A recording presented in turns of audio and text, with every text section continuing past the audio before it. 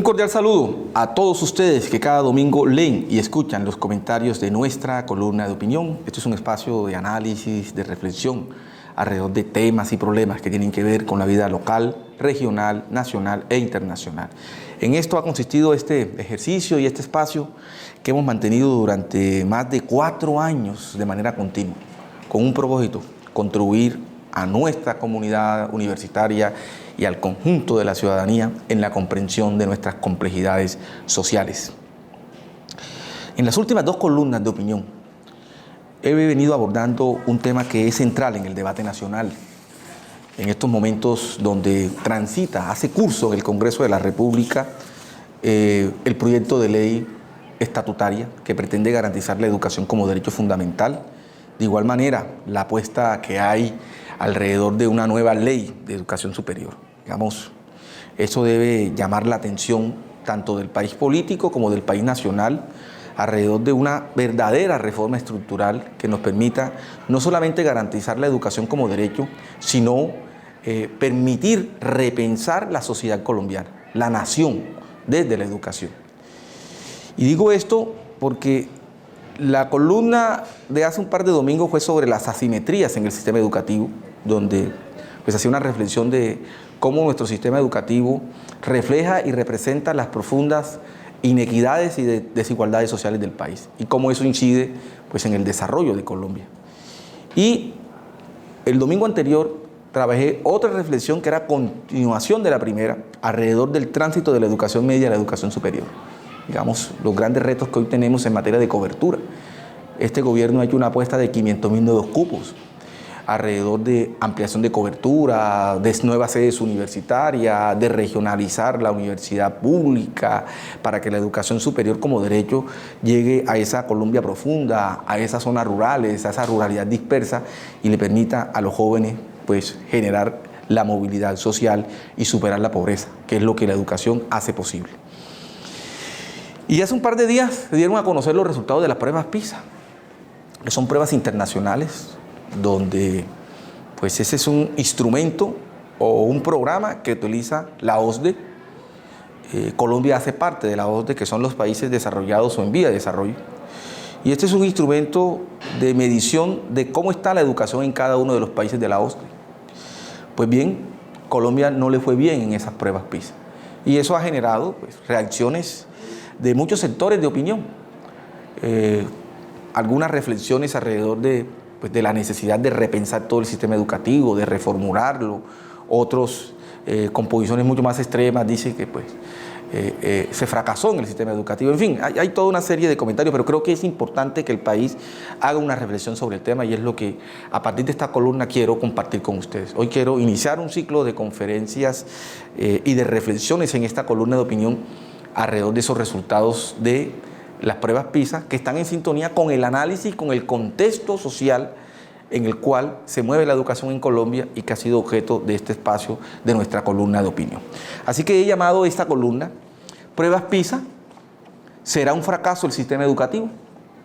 Recientemente conocimos los resultados de las pruebas PISA, que se realiza cada 3 años a escala internacional. En esta ocasión, Colombia ocupó el penúltimo lugar entre los países de la OCDE en las siguientes áreas de conocimiento: matemática, ciencia, comprensión lectora, ortografía, morfosintaxis y morfología, en donde ocupamos el lugar ya mencionado, lo que indica que somos un país que poco lee.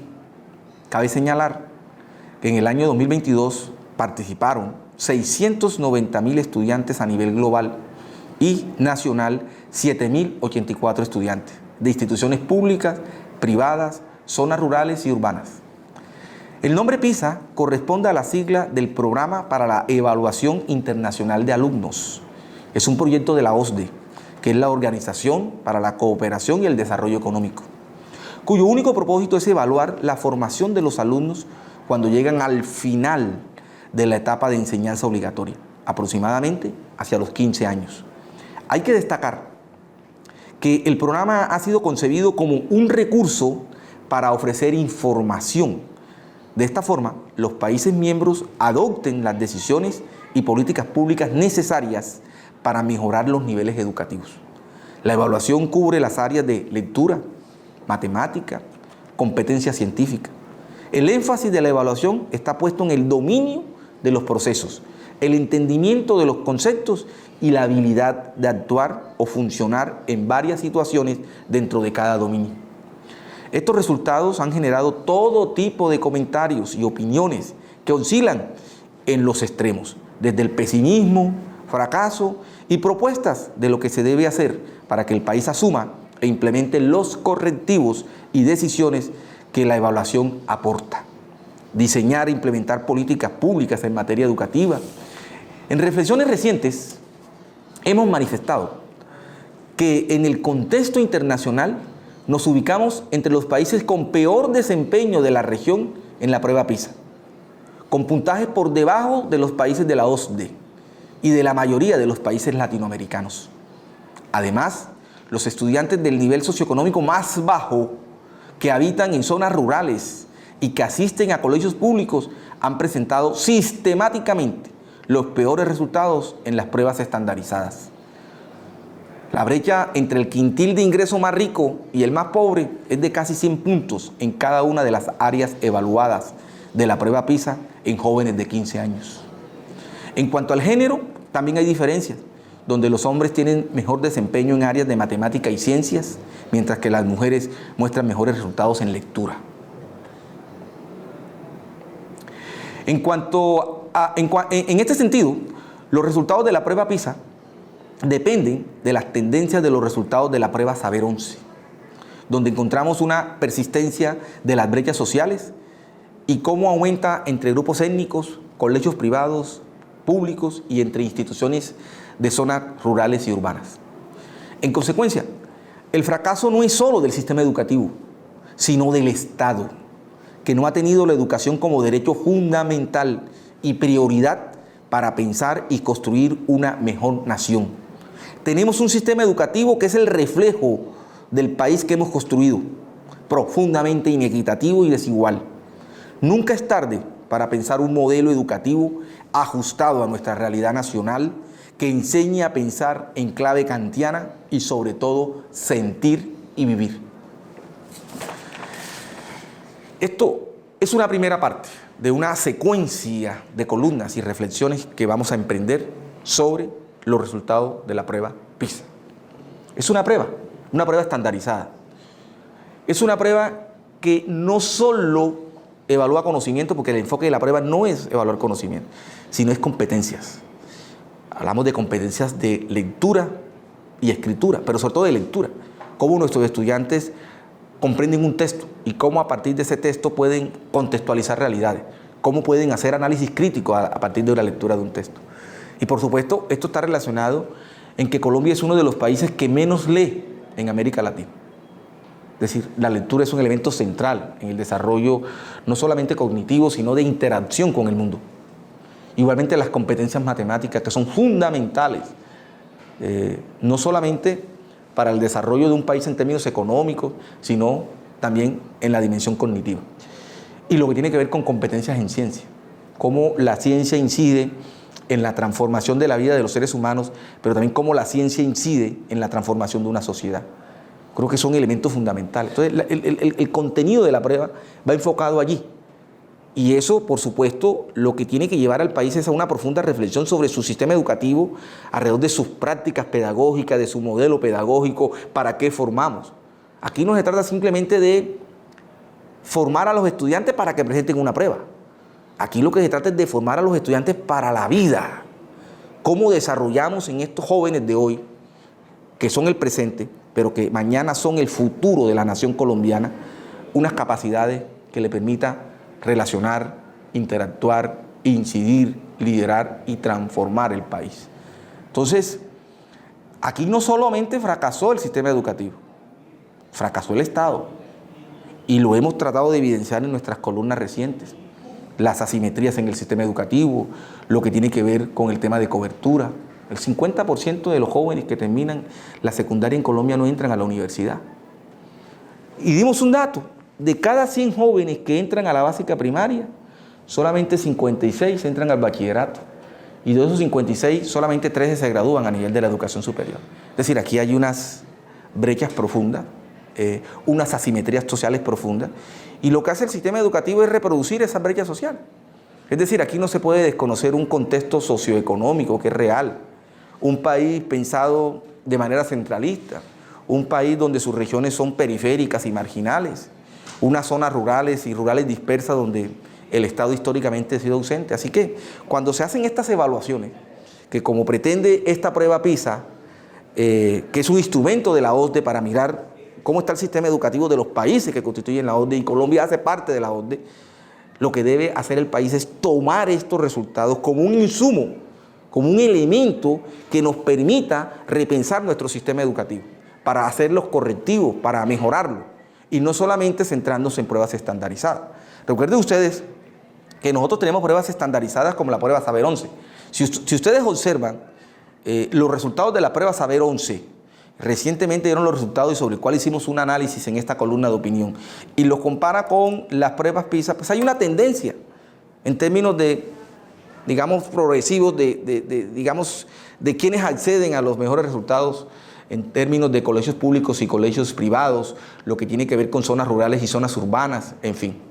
Creo que Colombia tiene en estas evaluaciones un instrumento valiosísimo para diseñar políticas públicas en materia educativa, para repensar todo el sistema educativo, en lo que tiene que ver con los modelos pedagógicos, en lo que tiene que ver con la formación de los maestros, en lo que tiene que ver con las zonas rurales, con lo que tiene que ver con las zonas urbanas, la relación entre colegios públicos y colegios privados.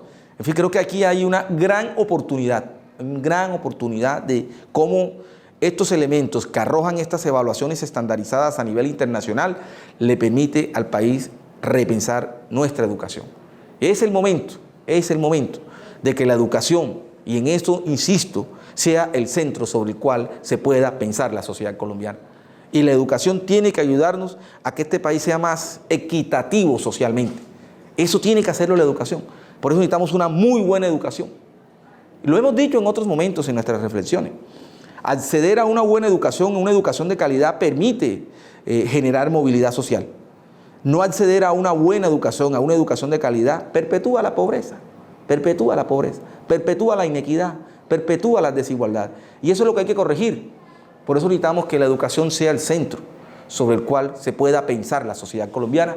Necesitamos que esa sea la lógica y la visión del Estado alrededor de la educación.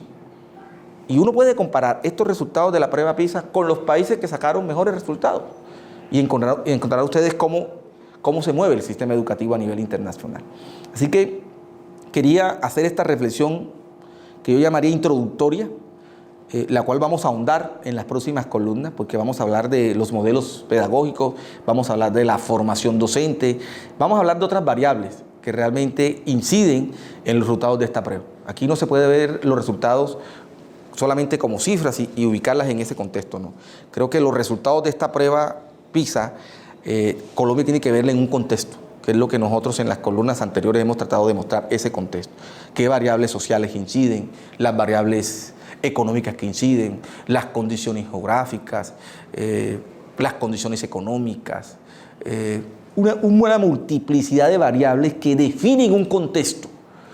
Y sobre ese contexto se lleva a cabo un proceso formativo en este país, y sobre la base de ese proceso formativo, estos instrumentos de medición y de evaluación, que son los que determinan cómo estamos llevando a cabo este proceso.